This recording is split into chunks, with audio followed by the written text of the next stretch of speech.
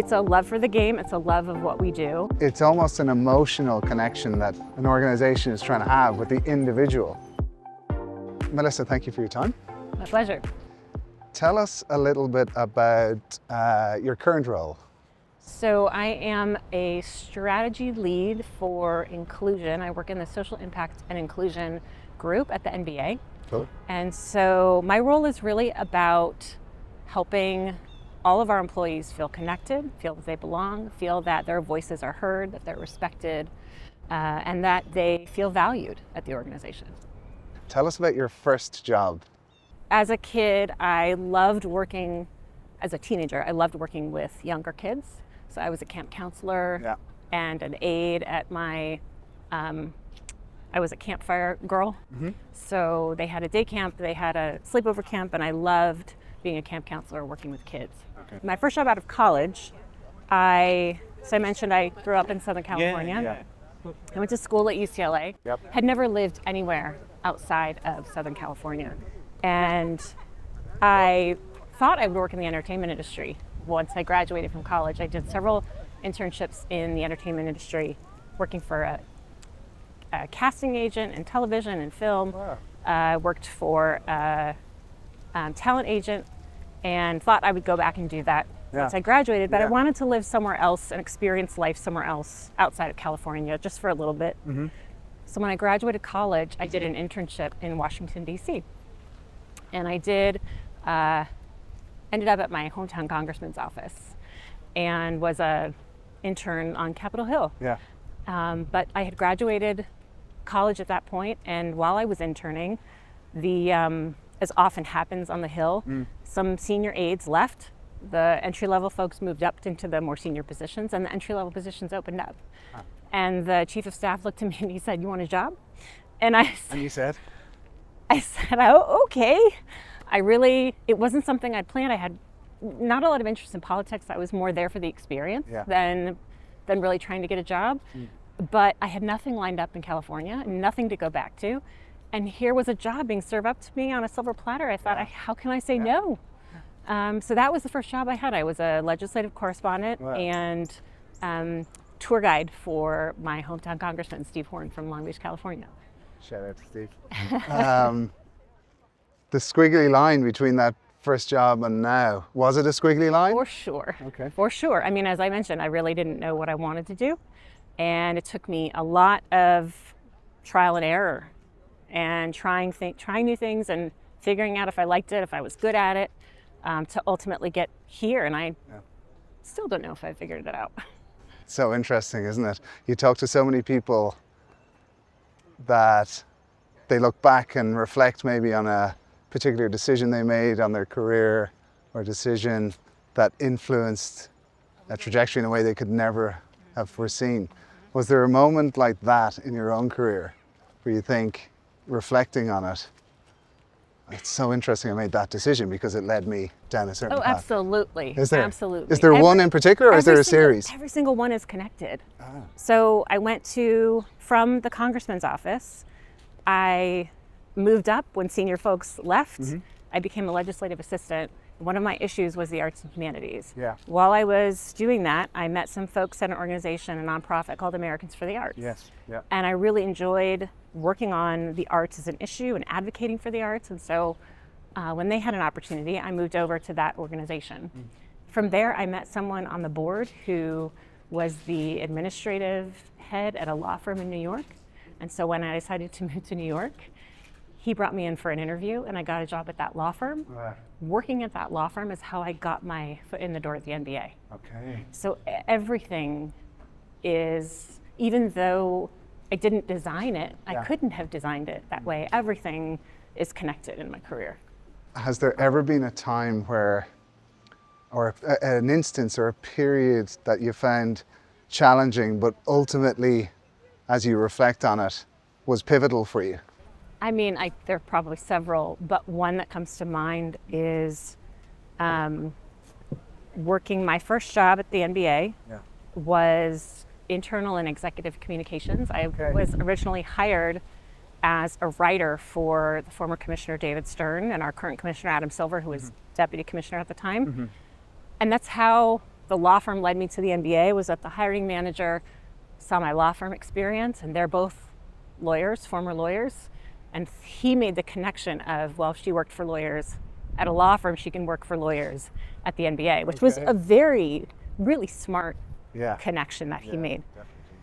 So as we fast forward to your current role, was there habits or practices or a way of working that is just, you've carried it with you, or you've brought it with you the whole time? It's the, our current commissioner, Adam Silver, has that same expectation that we are always going to be at the top of our game. Yeah.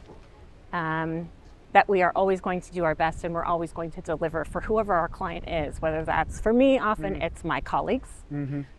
For somebody who works in marketing partnerships, it might be somebody who is paying money to the league to use our marks and sponsoring the league, and so they have certain things they expect of us. And that's one of the things that keeps me at the NBA is my colleagues just are the best at what they do. Yeah. And that feeling of knowing you're delivering the best for whether it's our colleagues, our fans, our partners, it's very rewarding. Because you've been at the NBA for quite a long time. Almost 18 years. Yeah, and it's relatively unusual. It isn't at the NBA though. Oh, interesting. What do you think that is? I mean, I think a lot of my colleagues feel the same way I do about what we do, how we do it. You know, I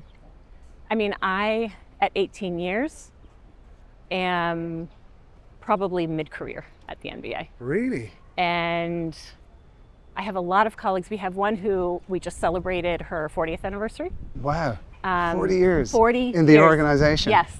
Wow. What, like, that is, it's just so uncommon. Yes. And what is it that binds people there, that connects them? It's a love for the game. It's a love of what we do and how we do it. Yep. And Commissioner Stern would always talk about the NBA family.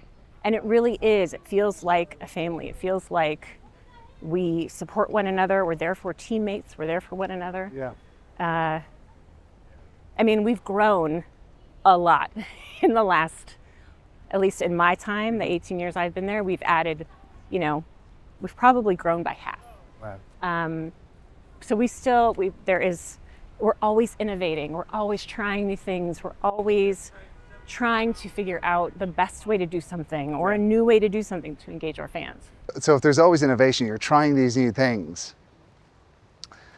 How do you look at, I guess, the history of what's worked and what's gone before when you're growing at the rate that you're growing at? Right. It's very much a balance of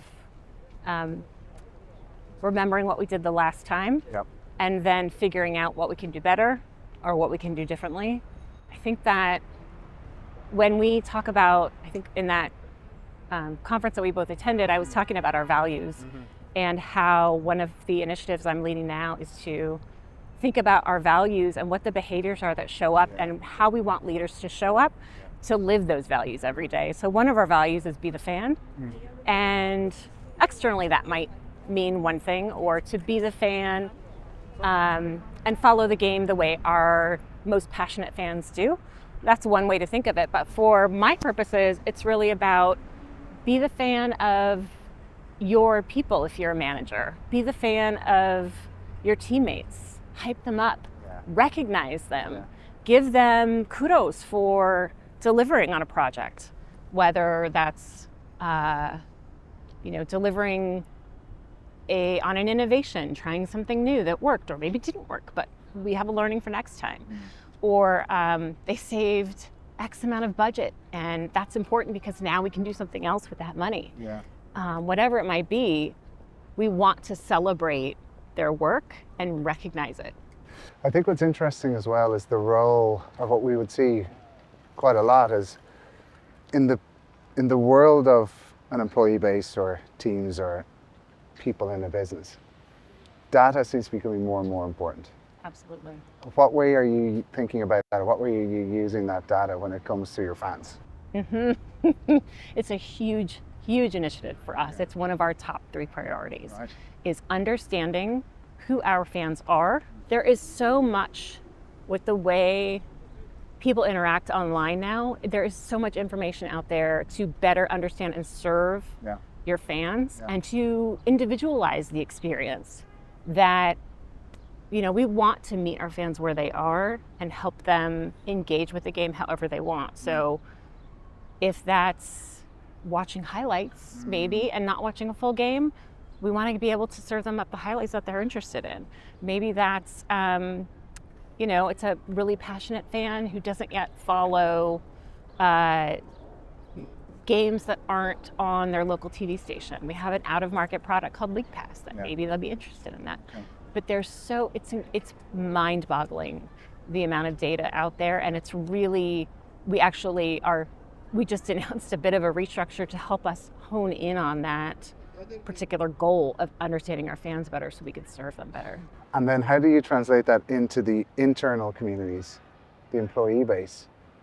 Do you use data around understanding what initiatives are working, for example, or what does that look like? Right. We are very data-driven at the NBA.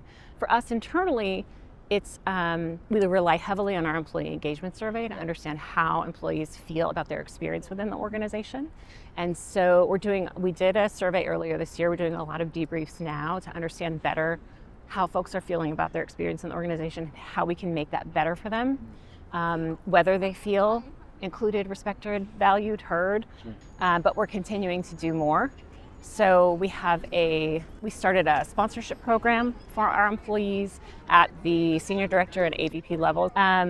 We have a host of other things, but that's a couple of ways of how we're using that data to better inform what we want to do. And has the change in workplace model that we would see globally impacted the NBA in terms of time in office versus remote work, or what's the workplace model? For us, our model is most of our employees are hybrid, which for us is 4 days in the office and the option to work 1 day somewhere else, whether that's home or somewhere else.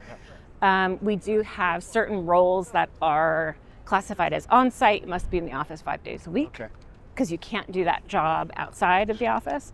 And then we have a certain percentage that are fully remote, folks who that role is not dependent on being in the office.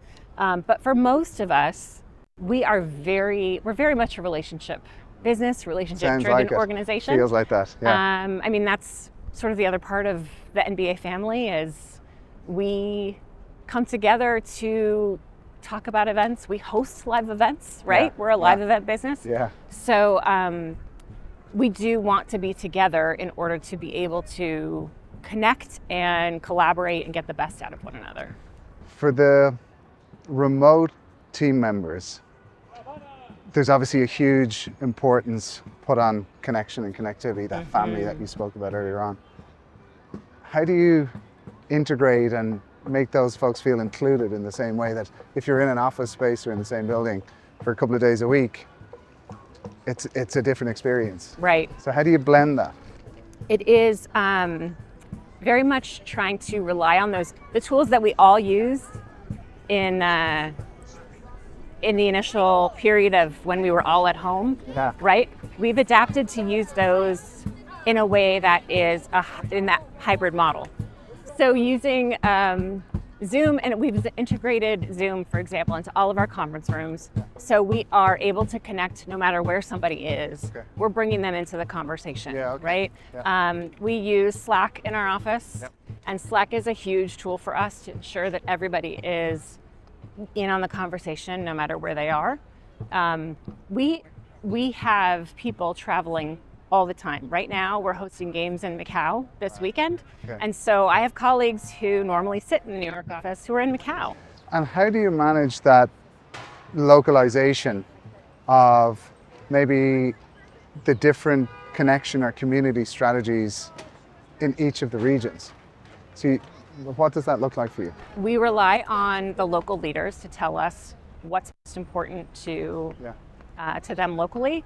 And then, thinking back to the program I mentioned about living our values, what we've done is talked to each of those regional leaders and said, we recognize that this, we formulated it in the United States. You tell us, take a look at it and tell us, do you think this is relevant for your region? Yeah. And for us, it's a balance between, some of this may sound US centric, but as a company, we're one MBA with one set of values. And so it doesn't matter whether you sit in New York or you sit in Nigeria, it's the same set of values, and we take those values with us wherever we go. Yeah. I think that interaction between values and behaviors is a really interesting topic, because I think sometimes organizations are seen as single entities. Logically, that makes sense, but really it's a collection of human beings, Right. as individuals. Right. So the values, the sense of this is how we do things, it's almost an emotional connection that an organization is trying to have with the individual. Obviously that rolls up into the broader picture. But is there something in particular that you think about when it comes to the individual connection and how to really foster that, the think, do and feel of people's day to day? Well, I think it depends on the manager. Yeah, okay. I think so much of an individual's experience in an organization is dependent on who their manager is, how they're getting assigned work, what opportunities they're getting. Are they getting stretch assignments? Do they have somebody who believes in them and is encouraging them and coaching them? Or do they have someone who maybe isn't doing that so well, and so they don't feel as engaged in the organization? That project that I keep coming back to is really about developing managers as culture carriers. And so for us, that's critically important, because what we've heard in our own organization is we get a lot of "it depends." Okay. When we ask folks about their favorite experience response, I'd in the imagine. organization, right? It depends who your manager is. So what we're trying to get to by focusing on our values is more consistency in the experience, so that it doesn't matter as much who your manager is, because you're going to get treated the same. Yeah, okay. You should be able to have the same expectations about how someone's going to behave in the organization, not based on who they are as a person, but based on our values and the expectations that we have for how managers are going to lead in the organization. And if we think about the change, it sounds like there's, like so many businesses, change is just a part of your day to day. Yes. Yeah. So if we think about the management of that change, especially when you've got a globally diverse set of regional offices, what do you think are the one or two things that really help individuals in the business, and therefore the business at scale, manage that change? Adapt to it, like cope with it almost in a way. I think it's understanding what the goal is, what the priorities are, and being able to manage to those, and then understanding if there is something that needs to change there. Transparency, right? Sharing information, explaining the change, explaining the reasoning behind the change. It's so critical to, even if you may not agree with the change, understanding the reasoning behind it, you can at least align and move forward. Yeah, it's the why, I think. The why is the gap so often. People don't understand the why, and therefore the change becomes difficult. Oftentimes information, in any organization, information is power, right? And I think it's okay to share that power a little bit. You're not going to lose it if you're sharing information. People do better when they have more information. How do you foster the manager-direct report relationship in the business? Is that something that there's a program for? We do. We have a Manager Foundations course that our learning and development team runs. And we've worked with them to infuse inclusive principles into that training to ensure we're helping people learn how to lead inclusively.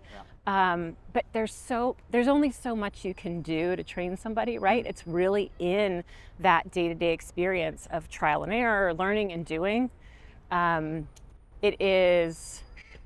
We're also developing new, our learning and development team, they're wonderful. They've worked on a new program they call Leadership Labs, where we're helping increase touch points for folks to learn different skills and to engage with peers and share information about this is working, I'm struggling with this, help me. Because I think that's so interesting.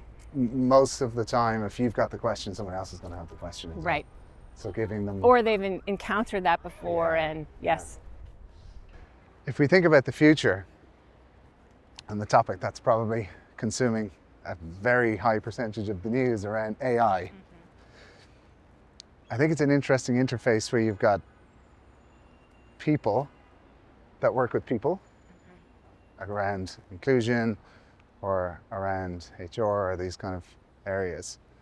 And this introduction of this juggernaut technology that just seems to be expanding and exploding into all different parts of our lives.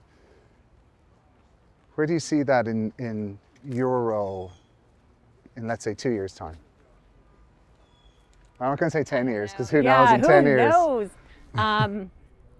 The thing about AI that, from my perspective as an inclusion practitioner, is you're only as good as the data that it's ingesting. Yeah. And for the most part, that data was created by humans, and humans are flawed, and humans have biases. And so how do you ensure that that data is going to be, that you're at least mitigating the bias? If you're not eliminating it, I don't think that eliminating it is practical, but how are you mitigating it? And I think all we've seen to date how AI can help us improve processes, help us improve synthesizing things and coming up with information quickly. I don't know that we have seen a tool yet that's going to solve that problem of mitigating the bias. It's interesting, isn't it? So hopefully in 2 years' time we'll have something. I feel like we've just witnessed the start of a new business for you. So I got to work on something. Last question. In terms of the legacy of your role, so you've been at the MBA for an impressive amount of time and done really interesting things whilst you've been there. There will probably come a day where you will leave that role. And how do you think about the legacy of what will come after you? I will say that I hope that the work that we're doing now is really laying a solid foundation that we'll be able to build on for years to come. That's really the goal. Is it shouldn't matter, getting back to the consistency, it shouldn't matter if it's me in that role or someone else. We have the same values as an organization, and the behaviors should be consistent regardless of who's in the role. Melissa, it's been lovely speaking to you today. Likewise. Thank you for Thanks so taking the much. time. And Beautiful day. We got dry weather. It's a win.